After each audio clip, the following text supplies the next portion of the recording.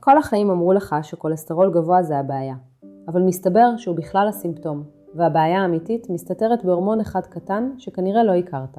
שנים הלכתי עם אותו סיפור. הרופא הראה לי את הבדיקה, אמר שהמספר ירד יפה, שאני עושה עבודה טובה, אבל אני, בפנים, הרגשתי בדיוק אותו דבר. מותשת בבוקר. הבטן שלו זזה כמה שלא ניסיתי, וההרגשה הזאת שמשהו עדיין לא בסדר, גם אם על הנייר הכל תקין. ואם גם אתה מכיר את זה, שהמספר בסדר אבל אתה לא, אז מה שאני עומדת לספר לך יכול לשנות לך את התמונה. כי מה שאף אחד לא טרח להסביר לי, זה שהמספר בדם הוא בכלל לא הבעיה האמיתית. רוב הכולסטרול בגוף שלך, בערך 80% ממנו, לא מגיע מהאוכל. הכבד שלך מייצר אותו בעצמו. בגלל זה כל הדיאטות, כל הוויתורים על החמאה ועל הביצה, כמעט לא הזיזו את המחט. מה שקובע כמה הכבד מייצר, זה הורמון אחד שקוראים לו אדיפונקטין.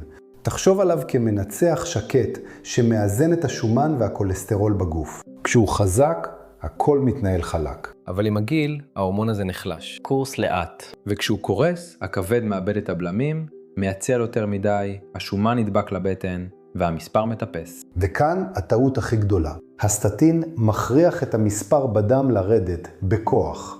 אבל הוא לא נוגע באדיפונקטין בכלל. הוא מסדר לך את המספר על הנייר, אבל את השורש הוא משאיר בדיוק איפשהו. בגלל זה כל כך הרבה אנשים אומרים אותו משפט. המספר ירד, ואני עדיין מותש, עם בטן שלא זזה. וזה בדיוק מה שקרה לי. 2 על כדור, המספר יפה, ואני מרגישה יותר גרוע מאי פעם. עד שמישהי סיפרה לי על משהו אחר לגמרי. במקום אחד בעולם, בערים של פוג'יאן שבסין, אנשים נשארים חדים וקלים אל תוך שנות ה-90 שלהם. ומה שהם עושים כל בוקר, כבר דורות, זה לשתות משקה אחד, תה אולונג, אבל לא תה רגיל. בעלה הזה, בזכות סיסה חלקית מיוחדת, נוצרים פוליפונולים ייחודיים שקוראים להם OTPP, יחד עם EGCG וטאפלבינים. הם פשוט לא קיימים בתה ירוק רגיל. ומה שמעניין במרכיבים האלה, זה שבמחקרים קשרו אותם דווקא להעלאת האדיפונקטין בחזרה. כלומר, לעזור לגוף לאזן את השומן והכולסטרול מהשורש, בעדינות, לא בכוח כמו כדור. ובדיוק בגלל זה, בלי אותן תופעות לוואי. במקום להכריח את המספר, זה עוזר למנצח לחזור לעבוד. וכשהוא חוזר, הכל מתחיל ליפול למקום. התחלתי לשתות כוס אחת כל בוקר. תוך כמה שבועות, הכובד ההוא בבוקר התחיל להתפוגג. הרגליים הרגישו קלות שוב. ובפעם הראשונה מזה שנים, הרגשתי שאני עושה משהו שנוגע בשורש. לא רק דוחף מספר. לא מדובר במספר על דף. מדובר בלחזור להיות עצמך. בכוח, לקום בבוקר, לצאת, להיות שם בשביל האנשים שאתה אוהב.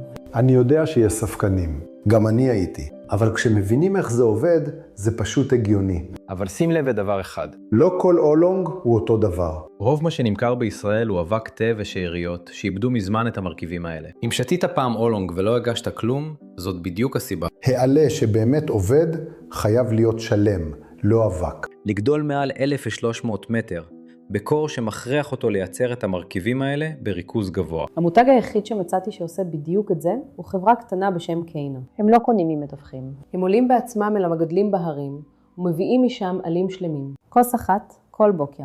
זה הכל. זה הפך אצלי לטקס.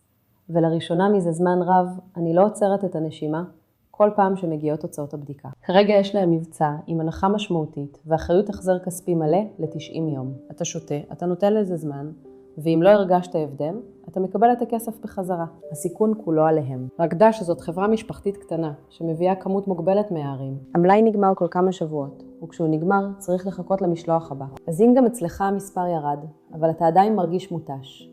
אם אתה רוצה סוף סוף לגעת בשורש, ולא רק במספר, תלחץ על הכפתור למטה, ותבדוק אם עוד נשאר במלאי.